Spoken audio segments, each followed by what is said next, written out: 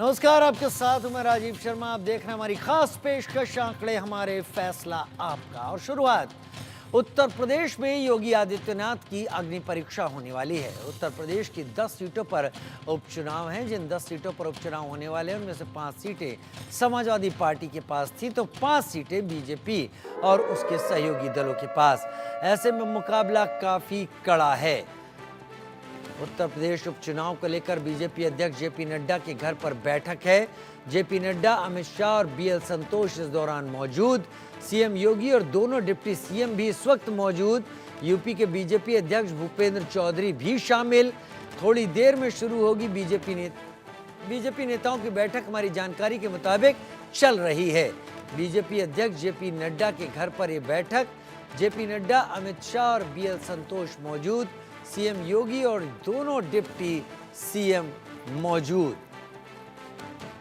उम्मीदवारों के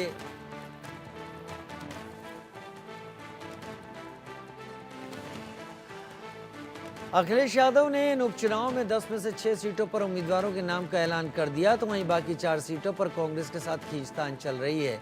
उधर हरियाणा के नतीजों से गदगद बीजेपी हर कदम फूंक फूंक कर रख रही है। उम्मीदवारों के नाम फाइनल करने में कोई जल्दबाजी नहीं है। आज दिल्ली में जेपी नड्डा के घर पर यूपी के बीजेपी नेताओं के साथ मंथन चल रहा है, जिसमें आला नेता सीएम योगी के साथ दोनों डिप्टी सीएम मौजूद हैं। हर सीट पर बीजेपी ने 4-4 नामों का पैनल तैयार किया है, जिनमें से किसी एक पर मुहर लगनी है। हरियाणा में बीजेपी के हैट्रिक से उसे उम्मीद है कि मोदी ब्रांड का फायदा यहां भी मिलेगा। तो वहीं लोकसभा चुनाव में 37 सीटों पर जीत दर्ज करने वाले अखिलेश भी पीछे नहीं हैं।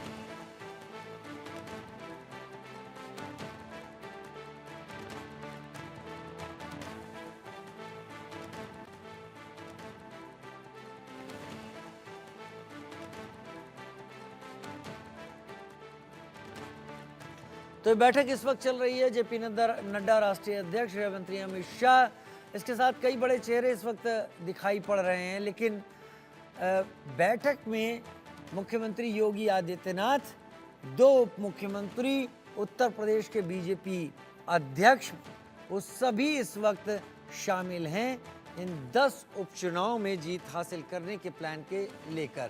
उत्तर प्रदेश में उपचुनाव बीजेपी का क्या है मेगा प्लान? तो उत्तर प्रदेश की 10 सीटों पर उपचुनाव है। बीजेपी की बैठक में एक फॉर्मूला तय होगा। बैठक में उम्मीदवारों के नाम पर चर्चा होगी और हर सीट पर 4-4 उम्मीदवारों के नाम का पैनल है। बैठक में उम्मीदवार के नाम फाइनल होंगे। चुनावी तारीखों के ऐलान के बाद ही घोषणा होगी। सीएम और दोनों डिप्टी सीएम शामिल होंगे। 10 सीटों पर उम्मीदवारों के नाम पर मंथन हो रहा है। ये उपचुनाव में बीजेपी का मेगा प्लान है, लेकिन लोकसभा चुनाव में जो स्थिति हुई थी उससे उलट परिस्थितियां पैदा करने के लिए बीजेपी तैयारी में है। बीजेपी कोशिश कर रही है कि चीज़ें उसके हक में किस तरीके से आएं, उसको पक्का करने की ये एक तैयारी है।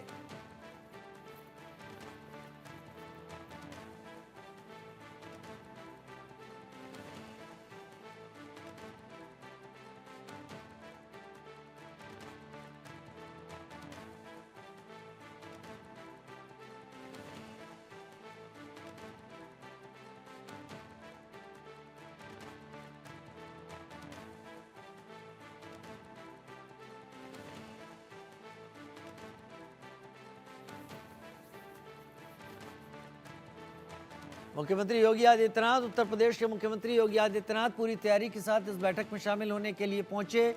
उनके साथ दोनों उप मुख्यमंत्री भी, भूपेंद्र चौधरी जो कि उत्तर प्रदेश बीजेपी अध्यक्ष हैं। 10 सीटों पर उपचुनाव है, जहां पर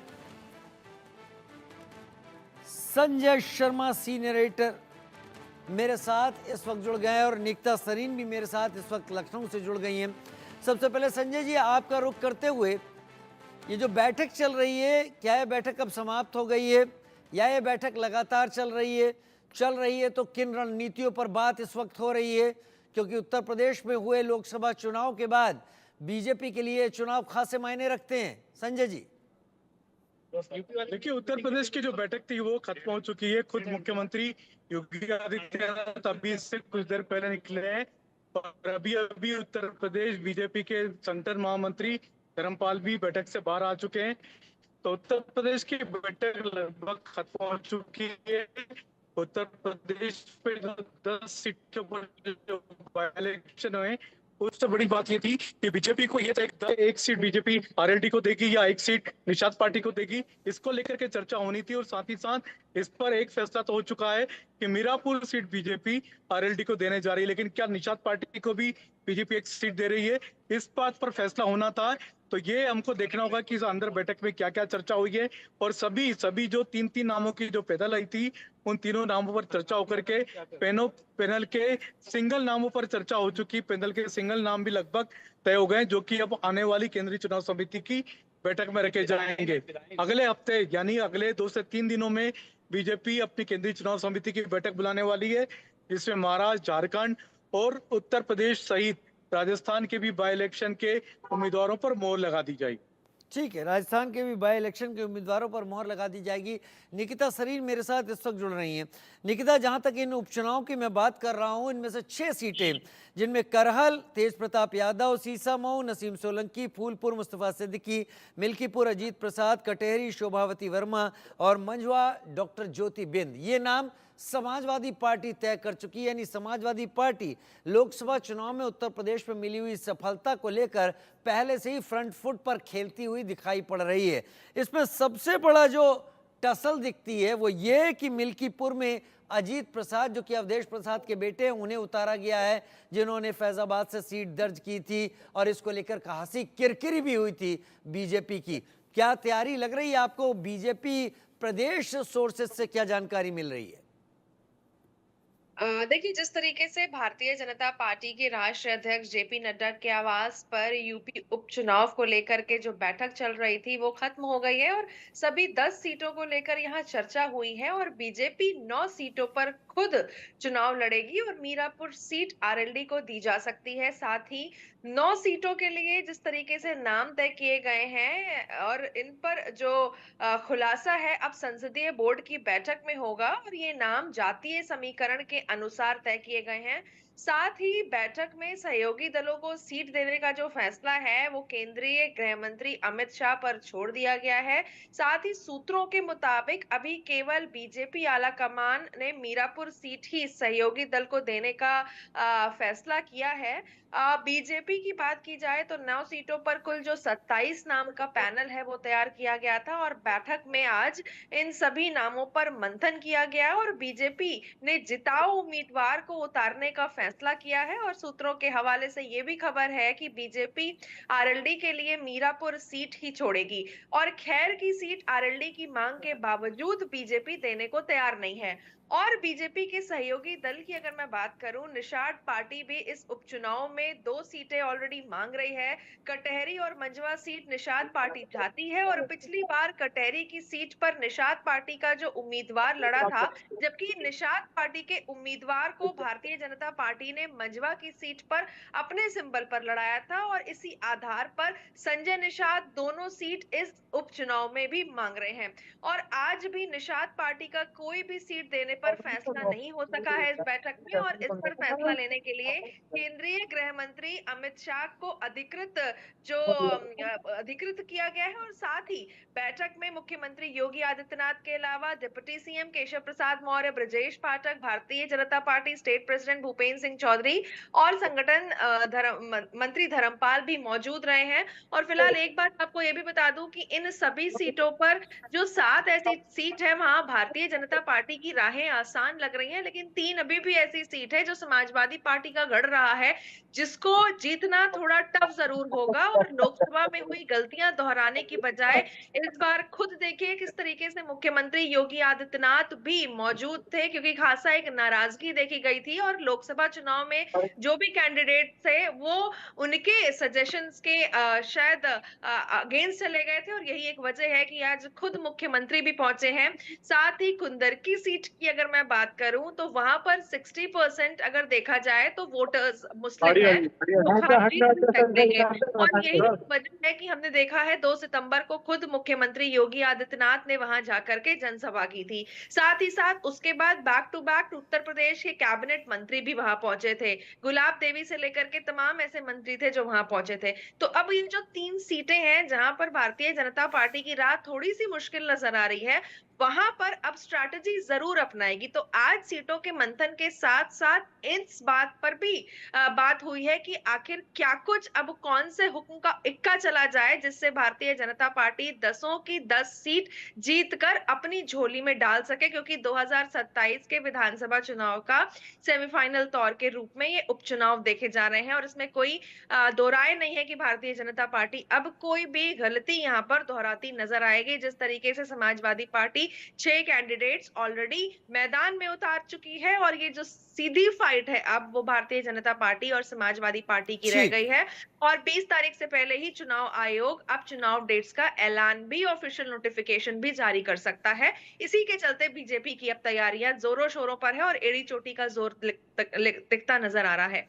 ठीक है, संजय शर्मा का मैं एक बार फिर से रुख कर लेता हूं। संजय जी, खैर की सीट जो है ये अलीगढ़ से लगी हुई सीट है। जयंत चौधरी के पिता अजीत जी वो खैर जाया करते थे, वहां से जुड़े हुए रहे हैं।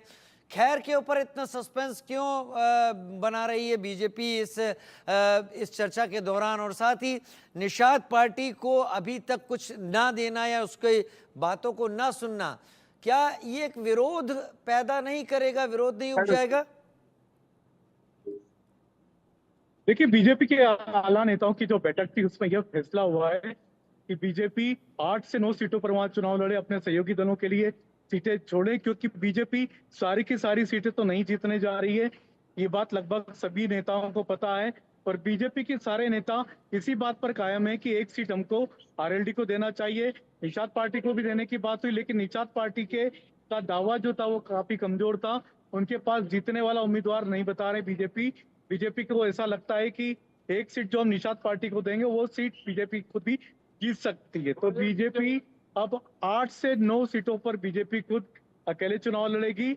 और जहां तक एक सीट की बात है, वो एक सीट आरएलडी को बीजेपी देने जा रही है। और लगभग सभी 9 सीटों पर बीजेपी ने अपने उम्मीदवारों के नाम तय कर लिए हैं। हालांकि इसकी घोषणा केंद्रीय चुनाव समिति में नामों की मोहर लगने के बाद होगी, लेकिन नाम आज तय हो गए। जी हाँ, नाम आज तय हो चुके हैं। 9 की 9 सीटों पर सिंगल नाम तय कर लिए गए बीजेपी की तरफ से। ये हमारा क्या पश्चिमी उत्तर प्रदेश की जरूरत और किसान का एंगल बीजेपी को मजबूर कर रहा है कि वो आरएलडी को सपोर्ट करे और आरएलडी को सीटें दे?